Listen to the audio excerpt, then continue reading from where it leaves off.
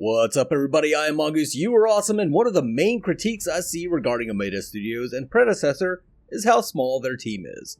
I wanted to explain to everyone that Predecessor has been successful so far, not in spite of their small size, but because of their small size. By keeping their numbers low, they're able to be faster and more agile, making quick decisions, communicating efficiently, and maintaining their focus for what the game should be. A big part of the reason for their success is the team itself. Let's go over who the members of Omeda Studios are and what their responsibilities include. Omeda Studios started with their lead developer Sergeant Smokey. A programmer by trade with 15 years of experience, he took it upon himself to keep the Paragon dream alive and decided to attempt to create a better version of the game. In order to do so, he needed some help and went about handpicking his team. I sat down with Senior Smokey-san to talk about how he went about forming Omeda Studios and the various qualifications of his team.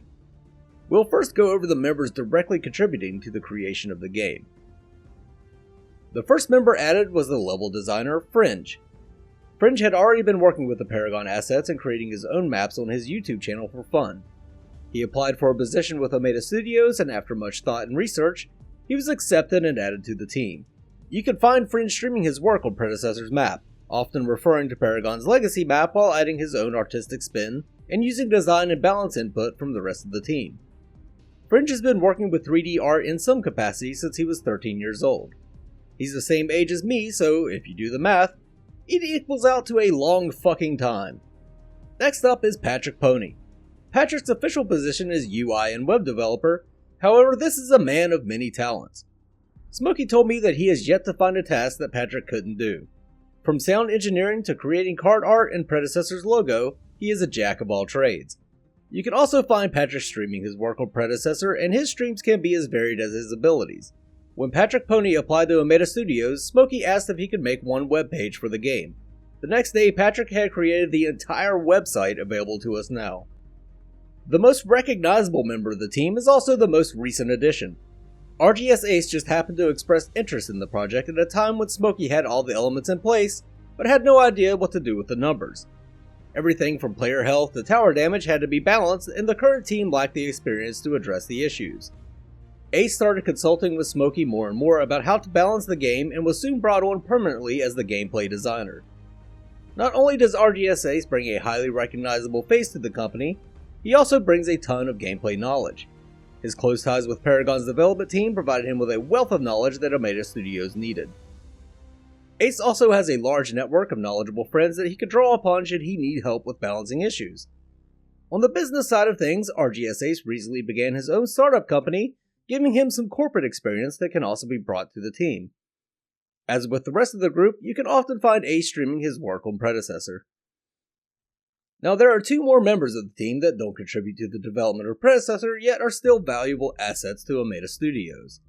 First off, we have the Queen Elvira, a member of the community, and also Smokey's wife. She is the community director for Omeda Studios. Queen manages Omeda's moderation team and sets the rules and guidelines for the community members. It's important that Omeda Studios presents a professional face to the public, which can be a difficult task when people like us are bombing the Discord and stream chats with our own brands of dipshittery. She also monitors the various languages spoken by the community, creates and assigns appropriate Discord channels, and assigns moderators for those channels. She brings real-world managerial experience and judgment to Omeda Studios. Not to buck the team stream trend, she also has her own Twitch channel. She doesn't stream anything to do with Predecessor, mainly Sims along with a variety of other games, but she is very entertaining and I highly suggest you check her out. I'll link all these Twitch channels in the video description. Last of all is Callum, the marketing and PR director. You may not have heard of him yet, and there's a good reason for that. Smokey specifically asked that he not advertise the game until they had something solid to show to the community. I'm sure now that Omeda has released their alpha gameplay trailer and started alpha signups, we'll be seeing more of Smokey's longtime friend Callum on all of Omeda's social outlets. Now how is it that this small team has been kicking ass and taking names? I think I may have the answer. Through foresight, Smokey has been able to streamline the production process for Predecessor. Keeping the team small eliminates communication issues that a larger team may have. Each department is comprised of one person, so ideas are delivered directly from one to the other.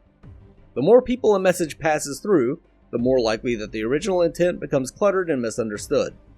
Think of the telephone game you may have played as a child where a message is spoken from one person to another all the way around a room. The message is then stated out loud by the last person and it is never what the original message was. Smokey had the foresight to keep the members of his team to a minimum in order to sustain his vision of the game without his focus becoming confused by a long chain of communication. Having a small team allows the departments to easily collaborate on projects when necessary.